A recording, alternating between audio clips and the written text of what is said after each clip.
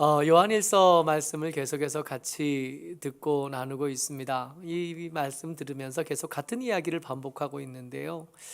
같은 이야기 뭐냐 하면 형제를 사랑하는 것이 계명을 지키는 거고, 그게 믿음이 좋은 거고, 그게 믿음 안에서 잘 사는 거다 하는 이야기예요. 근데 요한일서가 우리에게 계속 끊임없이 형제를 사랑해야 돼라고 말씀하시면서도 그 형제를 사랑하는 일이 어렵다는 것을 성경이 이미 알고 계시는 거예요. 여러분, 사랑하는 일은 사랑받을 만한 사람들에게도 쉽지 않습니다. 사랑하기로 둘이 약속하고, 사랑하기로 결심하고, 사랑하기로 결심한 것을 세상 사람들 앞에서 공식적으로 드러내는 게 결혼이잖아요. 결혼식에 돈이 얼마나 많이 들어요. 결혼식 하면서 사람들한테 밥 사주면서 하는 게 뭐냐 하면, 그 사람들 다 불러서 그 비싼 밥 사주면서 하는 게 뭐냐 하면, 우리가 서로 사랑하기로 했습니다 하는 걸 사람들 앞에 이렇게 자랑하기도 하고, 우리가 사랑하기로 한 것에 대해서 증인이 되어 달라고 그 사람 불러서 밥 먹이는 거잖아요. 물론 그들이 가지고 오는 축의금도 중요하지만, 그들이 와서 같이 밥 먹고 축하해주고 둘이 부부가 된 것을 증인이 되어주고 옆에서 지켜봐 주기를 기대하는 거죠. 그러니까 사랑하기 제일 좋은 사람들이 부부인 건데, 여러분, 부부가 서로 사랑하면서 사는 것이 꽤 큰 숙제이잖아요. 그죠? 그 인간을 사랑하는 일이 이렇게 어려워요. 그걸 도저히 더 못하겠다 그러고, 우리 약속했던 거 취소하자 그러고 같이 안 살기로 하는 사람들이 얼마나 많은지 몰라요.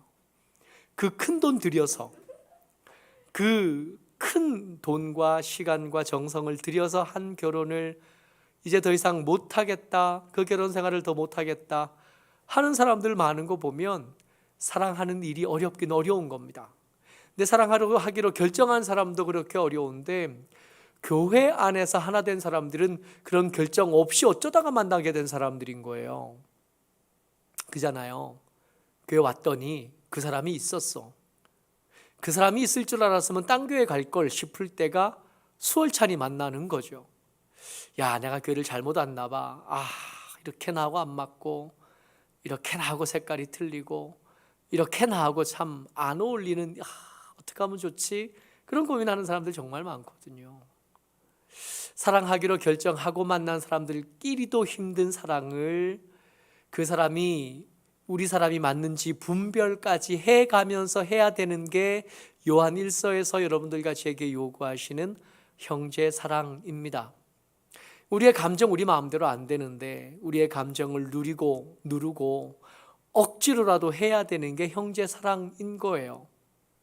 이 말씀이 성경에 안 써 있고 그냥 어디 화장실 벽에 써 있는 거였으면 좋을 뻔했어요. 성경에는 그저 예수님 이야기만 써 있고, 예수님 사랑하는 이야기만 써 있고, 하나님을 사랑하는 말씀만 써 있으면 좋겠어요. 그러면 좋은 성도 될 수 있을 것 같고, 좋은 하나님의 사람 될 수 있을 것 같은데, 그게 그렇지 않은 거예요. 하나님은 사랑 받으실만 하거든요. 하나님이 우리에게 베풀어 주신 사랑 생각하면 우리 재산 다 드리고 우리의 생명을 다 드려도 감지덕지 그 사랑을 할 수 있고, 그 사랑을 알게 된 것만 해도 감사하거든요. 문제는 하나님께서 우리에게 사랑하라고 말씀하신 그 사람들을 사랑하는 게 힘든 겁니다. 성경이 하나님을 사랑하라 한 말씀만 있다면 속이 편하겠는데 그렇지 않은 거죠. 이 말씀을 우리가 성경에서 읽었다는 게 문제예요. 그리고 이 성경에서 읽었다는 형제사랑의 이야기를 끝내면서, 요한일서를 끝내면서 마지막에 뭐라고 말씀하시냐면, 예수님이 너희들의 그리스도이기 때문에 이 말씀에 대해서 쉽게 듣거나 흘려들을 수 없어 라고 방점을 찍습니다. 예수님께서 그리스도시잖아요. 예수님께서 내 왕이시잖아요. 예수님께서 나의 말씀이시잖아요. 예수님께서 나의 용서이시고 나를 긍휼히 여기시는 사랑이시잖아요. 말씀 같이 읽습니다. 5장 1절이요. 같이요. 시작. 예수께서 그리스도이심을 믿는 자마다 하나님께로부터 난 자니 또한 낳으신 이를 사랑하는 자마다 그에게서 난 자를 사랑하느니라. 아멘. 예수님께서 우리의 그리스도시래요. 예수님께서 우리의 그리스도시라는 것을 믿어졌다는 건 무슨 뜻이냐 하면, 예수님께서 우리에게 그리스도가 됐다는 것, 내게 왕이 되시고 말씀이 되시고 용서가 되셨다는 걸, 그게 믿어졌다는 게 무슨 뜻이냐 하면, 내가 하나님으로 말미암아 태어났다는 뜻이래요. 내가 하나님의 아들이 됐다는 뜻이래요.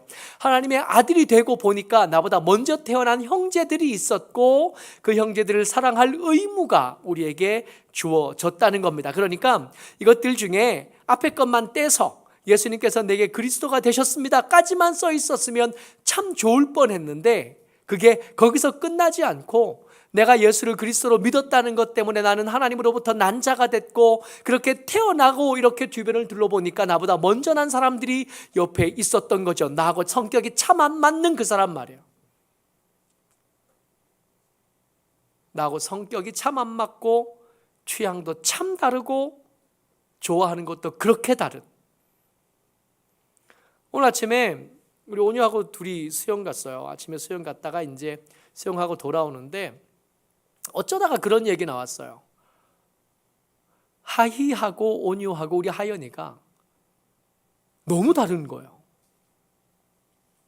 얼마나 다르냐 하면, 가만히 생각해 보면 이 5 식구가 사는데 제가 우리 사모하고 정말 많이 다르거든요.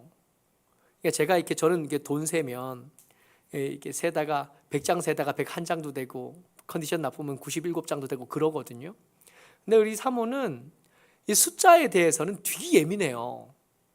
우리 친구가 옛날에 차던 차 번호도 기억을 해요. 거의 미친 거지. 숫자는 그냥 글씨인데 그거 어떻게 그걸 기억해요? 나는 아무 생각이 없어요. 온유하고 하이가 좋아하는 거 다르고 어떤 일에 반응하는 거 다르고, 근데 둘이 참 달라. 근데 이 다른데 하연이하고 더하면 온유 표현으로 뭐냐면 X축, Y축, Z축처럼 다르대요. 신기한 거. 그렇게 다른 사람들 5이 사는데 꽤 친해요. 이게 더 신기한 거예요. 어떻게 그렇죠? 나서 보니까, 어떻게 보니까 식구였고 가족이었어요. 그렇게 같이 살아요. 싸울 때가 있어요. 사이가 안 좋을 때도 있는데, 온유가 지네 동생한테 잔소리하는 거 보면 저거는 나보다 지가 잔소리를 더 하는 것 같고 막 그럴 때가 있어요. 잔소리 하지 마 그러고 싶은데 꾹 눌러 참을 때가 꽤 있어요. 싸울 때도 있고 다툴 때도 있지만 가족이니까 싸우고 다퉜어도 하루 지나고 나면 왜 특별히 화해 과정을 거치지 않아도 그냥 또 사는 거예요. 예수님이 우리에게 그리스도가 되시는 걸 믿어졌다면 형제를 사랑하는 일을 그만둘 수 있는 자격은 애초에 우리에게 없는 겁니다. 근데 이쯤에서 끝내면 좋겠는데, 이쯤에서 끝내지 않고 요한일서 5장이 거기서 끝내지 않고 예수님께서 어떻게 우리에게 그리스도가 되셨는지를 혹시 아니라고 할까 봐 걱정이 되셨던 것 같아요. 성경이 우리가 나는 저 형제를 사랑하노니 차라리 교회 밖으로 나가겠습니다 하는 사람들이 혹시 있을까 봐 걱정이 되셨던 것 같아요. 그래서 예수를 그리스도로 믿을 수밖에 없는, 저 형제를 포기할 수 없는 이유들에 대해서 하나하나 곱씹어가면서 얘기하는데, 그 이야기가 6절에서 7절, 8절까지 이어집니다. 한꺼번에 같이 한번 읽어봐요. 6절, 7절, 8절까지입니다. 같이요. 시작. 이는 물과 피로 임하신 이시니 곧 예수 그리스도시라.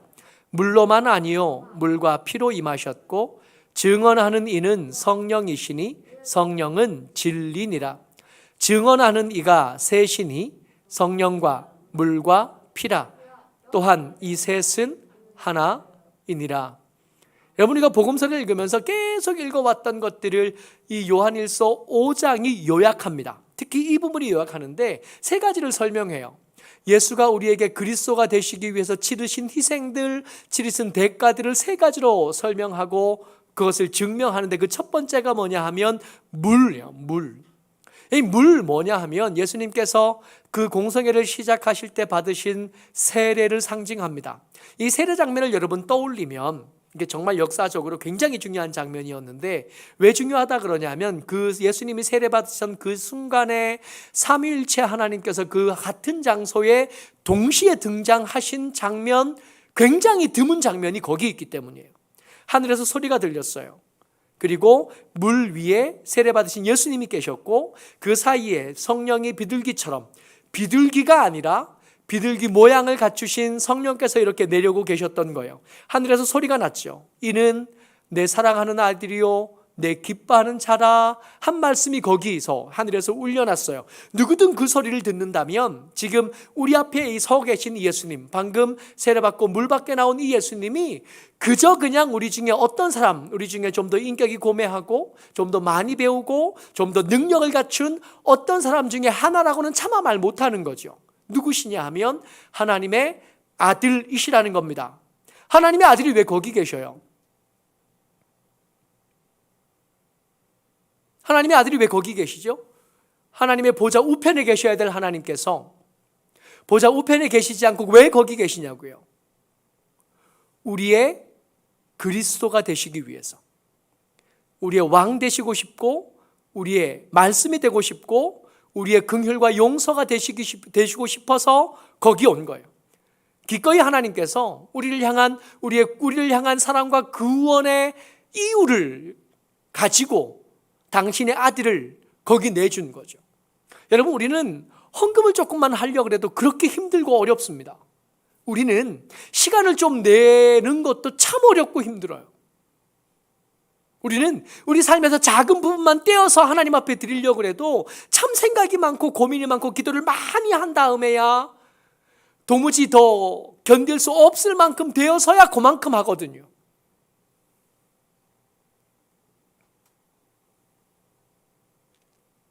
하나님께서 우리를 구원하시기 위해서 내놓으신 게 뭐냐면 당신의 아들, 당신의 사랑하는 아들, 당신의 사랑하는 자를 우리를 위해서 기꺼이 내어놓으신 거예요. 두 번째가 예수님의 십자가를 말씀하시는 겁니다. 예수님의 십자가를 통해서 우리는 예수님이 얼마나 순종하셨는지를 봐요. 예수님의 십자가는 하나님이시지만 그 고통에서 하나도 빼지 않으신 날것의 통증과 고통들을 다 받으신 거잖아요. 그 불법적인 재판을 거절하지 않으셨고, 그 무기력하고 미련한 빌라도의 그 무책임한 것을 타박하지 않으시고, 그 불법적인 재판에서 결정되어진 사형을 기꺼이 당하신 거예요. 그 십자가를 통해서 승리를 말씀하셨고, 그 십자가를 통해서 하나님과 우리 사이에 끊어진 관계를 회복할 수 있는 길을 만들어 주신 예수님의 승리라고 말하는데, 그 승리는 우리가 어디 월드컵에서 이기고, 혹은 농구 경기에서 이기고, 혹은 성적에서 이기고, 혹은 좋은 성과를 낸 것과는 좀 달라요. 예수님의 승리는 피투성이인 거예요. 예수님의 승리는 당신의 생명을 담보로 내어주고 겨우 얻으신 거예요. 그게 우리가 누리는 승리이고 우리가 누리는 구원인 거예요. 사람들이 이걸 안 믿어요. 사람들이 이걸 안 믿으니까 이걸 믿도록 하기 위해서 성령께서 오십니다. 세 번째가 성령이잖아요. 안 믿어주니까 맞다고. 아무리 설득해도 우리같이 고집 센 사람들 잘 안 믿고 귀 기울여주지 않으니까 우리 마음속에 오셔서 그 마음을 두드리시면서 맞다고, 예수 그리스도께서 네 그리스도가 되시고 싶어서 아버지의 보냄을 받아 여기 왔고 기꺼이 순종함으로 십자가를 지셨고, 그것 때문에 이걸 안 믿어주는 너를 위해서 내가 지금 네 앞에 와서 이렇게까지 말하고 있는 거라. 우리가 형제를 사랑할까 말까로 고민하잖아요. 우리 기호에 맞지 않고, 우리 느낌에 맞지 않고, 우리 경험에 맞지 않고, 우리 성향에 맞지 않아서 참 고민이 많거든요. 내 뜻 같지 않고 내 생각 같지 않아서 그렇게 참 고민하거든요. 그렇게 고민하는 우리에게 예수님 말씀하십니다. 예수님이 너의 그리스도시지 않냐고. 그러니까 네 기분보다는 예수님의 말씀이 더 중요하지 않냐고. 네 취향보다는 예수님께서 그렇게 널 위해서 죽어주신 그 피가, 그 십자가가 더 중요하지 않냐고. 너 그냥 된 너가 아니라 예수 그리스도로 말미암아 하나님께로부터 태어난 사람 됐다고. 세례 요한보다 천국에서 더 큰 사람. 그게 우리라고요. 여러분, 이게 안 믿어지면 이 물과 피와 성령으로도 부족해서 다른 은혜가 더 필요하다 그러면 목사인 제 입장에서는 참 고민이 많아요. 어쩌면 여러분들이 계실 때가 이거 안 믿어지는 사람은 여기가 아닐지도 모르겠어요. 여기 말고 어디 딴 데를 찾아봐야 될지도 모르겠습니다. 여기 절이나.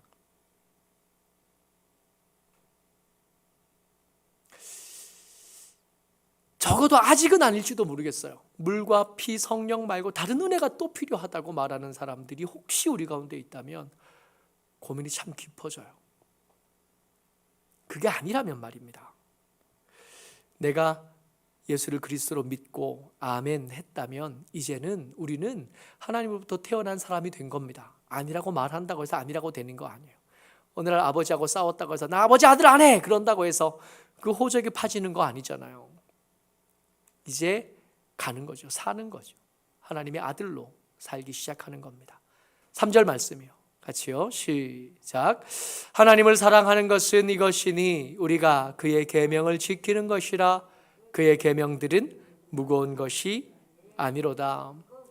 아멘. 하나님께로 완사가 맞습니다. 내가 예수를 그리스도로 믿습니다. 그가 나의 왕이시고 그가 나의 위로이시고 말씀이시고 내 용서이십니다 라고 고백한 우리에게 성경이 감당할 수 없는 말을 우리에게 던지시는 거예요. 야, 아멘 했으니까 이제 그렇게 살아야 되는데, 이렇게 살면서 고민하는 거 뭐냐면 예수님의 계명, 하나님의 계명이 우리에게 여전히 쉽지는 않다거든요.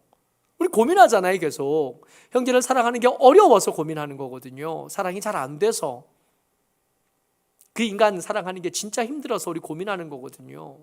근데 이 성경이, 이 요한일서 5장이 우리에게 뭐라고 말씀하시냐면 그의 계명들을 지키는 것이니라. 이게 사랑인데 여기까지는 뭐 이게 해야 되는 줄은 알겠으니까 그의 계명들은 무거운 것이 아니로다. 여기에 눌려 죽을 것 같은데 이 계명들을 제대로 지키지 못하는 것 때문에 매번 죄책감에 시달리고, 이 계명을 제대로 지키지 못하는 것, 형제를 사랑하는 일이 내 속에서 너무 어려운 일이 돼서 너무 어려운 데서 고민하고 있는데, 성경이 우리에게 뭐라고 말씀하시냐면 그의 계명들은 무거운 것이 아니라는 거예요. 사도 요한에게는 그랬나 보다 싶은 거죠.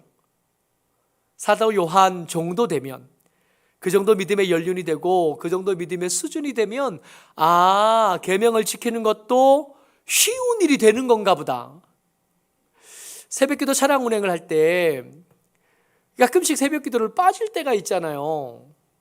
못 일어나가지고 눈 떴는데 차량 운행을 끝내야 될 시간이 가깝고, 그러면 버럭 혼자 화를 내고는 어찌해야 될지 모르죠. 그러다가 그 다음날 이제 아침에 제가 안 갔으니 혼자 그 새벽에 나와서 기다리다가 택시 타고 왔을 우리 권사님한테 물어보는 거예요. 미안해서. 권사님, 한 번도 안 빠지시니까 이분은. 어떻게 한 번도 안 빠져요? 예배에 빠져가지고 미안하니까. 이게 정말로 나이가 좀 들면 잠이 없어지나요? 아니라도만요. 8시에 주무신대요. 8시에 주무시니까 새벽 4시에 일어나는 게 이미 충분히 주무신 다음인 거야.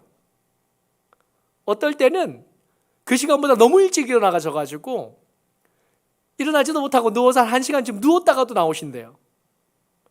나이가 많아지면 일찍 일어나지는 게 아니라 저녁에 일찍 주무시는 거래요. 얼마나 그 말이 위로가 되든지. 나는 어제 12시 넘어 잤거든요. 그리고 4시에 일어나니까 너무 힘들었는데 별로 일이 없어서 저녁에 일찍 주무실 수 있었던 거예요. 권사님들도 새벽 예배하는 건 쉬운 일이 아니었던 거더라고요.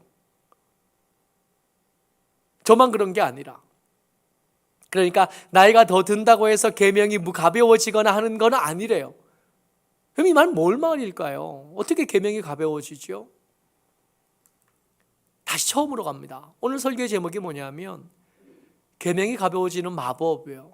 어떻게 하면 계명이 가벼워지는가 말이에요. 어떻게 하면 새벽에 잘 일어날 수 있는가 말이에요. 어떻게 하면 헌금하고도 별로 안 아까울 수 있는가 말이에요. 어떻게 하면 하나님을 위해서 일하고도 그 시간이 아깝지 않게 느껴질 수 있는가 말이에요. 다시 처음으로 갑니다. 1절 말씀이요. 같이요. 시작. 예수께서 그리스도이심을 믿는 자마다 하나님께로부터 난 자니 또한 낳으신 이를 사랑하는 자마다 그에게서 난 자를 사랑하느니라. 아멘. 요한 1서를 계속 읽어오면서 계속해서 우리가 인지하지 못하는 새에 반복해서 읽었던 단어가 뭐냐 하면 사랑입니다. 그러고 보니까 연애할 때, 연애가 시작될 때 우리가 알지 못하던, 우리 엄마가 모르던 제가 갑자기 변신하듯이 나타나요. 우리 아들들이 연애를 시작하면, 우리 딸들이 연애를 시작하면 지네 엄마한테는 10,000원 한 장 아까워하던 이 원수 같은 아들이 그 여자친구를 위해서는 있는 거 없는 거 다 퍼주고도 더 못 줘서 아깝다 그러고 더 못 줘서 미안하다 그러고 뭐 그러고 있는 거예요. 우리 아들들이. 지네 아빠 지갑에 있는 것들은 어떻게든 더 뺏어가려고 그러는 우리 딸들이 지 남자친구를 위해서는 그 비싼 밥을 사고도 아까운 줄 모르는 거예요. 발렌타인데이가 지나가고 이제 화이트데이가 다가오는데 지네 아빠는 크런키 사다 주고는 지네 남자친구한테는 뭐가 차이가 생겼냐 하면 사랑이 시작된 거예요. 사랑이. 돈이 가치가 달라진 게 아니라 사랑이 시작되고 나니까 똑같은 돈이 달리 보이기 시작하고 똑같은 시간이 달리 느껴지기 시작한 겁니다. 좋아하는 일을 위해서는 밤을 새도 이 시간이 얼마나 빨리 가는지. 근데 미워하는 사람, 싫어하는 사람, 불편한 사람들하고 함께 있으면 그 커피 한 잔 마시는 시간이 그렇게 길고 지루하고 어렵고. 계명이 가벼워지는 비결이에요. 마법이에요. 사랑이요. 우리가 언제부터 이 믿음, 이 신앙이 무거워졌냐 하면 사랑이 뜨뜨미지근해지면서부터였던 겁니다. 그저 그냥 열심히 할 수 있게 해주십시오가 아니었던 거예요. 우리에게 지금 필요한 거는 사랑이 다시 시작되는, 우리를 향하여 아들을 기꺼이 내어주신 아버지에 대해서 다시 생각해보고 그 사랑이 다시 시작되도록, 우리를 위해서 기꺼이 그 십자가를 향해서 걸어가셨던 예수님을 바라보면서 그 사랑이 다시 시작되도록, 예수님을 위해서 쓰는 시간, 쓰는 돈이 아까운 게 아니라 더 못 써서 안 달라는 사람이 되는 비결이 뭐냐 하면 사랑이에요. 우리가 식은 건 믿음이 아니라 사랑인 겁니다. 사랑하지 않게 된 거예요. 열정이 식은 게 아니에요. 우리 사람이 바뀐 게 아닙니다. 사랑이 바뀌었어요. 우리 사랑은 움직이는 거라 낮아지고 식어지고 차가워지는 쪽으로 계속 흘러내려갔던 겁니다. 그래서 이게 어려워져요. 기도하는 시간이 어려워지고 말씀을 읽는 시간이 어려워지고 헌금하는 돈이 아까워지고 예배하는 시간이 아깝다고 느껴지는 거예요. 이렇다면 우리의 기도 제목은 이렇게 한 가지로 모여 있는 겁니다. 하나님, 사랑이 다시 시작되게 하여 주옵소서. 우리가 너무 익숙해서 귀한 줄 모르게 된 이 사랑이 우리 가운데서 다시 시작되게 하여 주옵소서. 어느샌가 내 사랑이 식었습니다. 어느샌가 우리의 사랑이 식어 귀한 줄도 좋은 줄도 감사한 줄도 모르게 되었습니다. 이게 우리의 기도 제목이 되어야 될 줄 압니다. 모쪼록 이 생동하는 봄에 이 생명이 왕성하게 움직이는 이 봄에 우리 가운데서 사랑이 다시 시작되는 은혜가 저와 여러분들에게 있기를 주의 이름으로 축복합니다.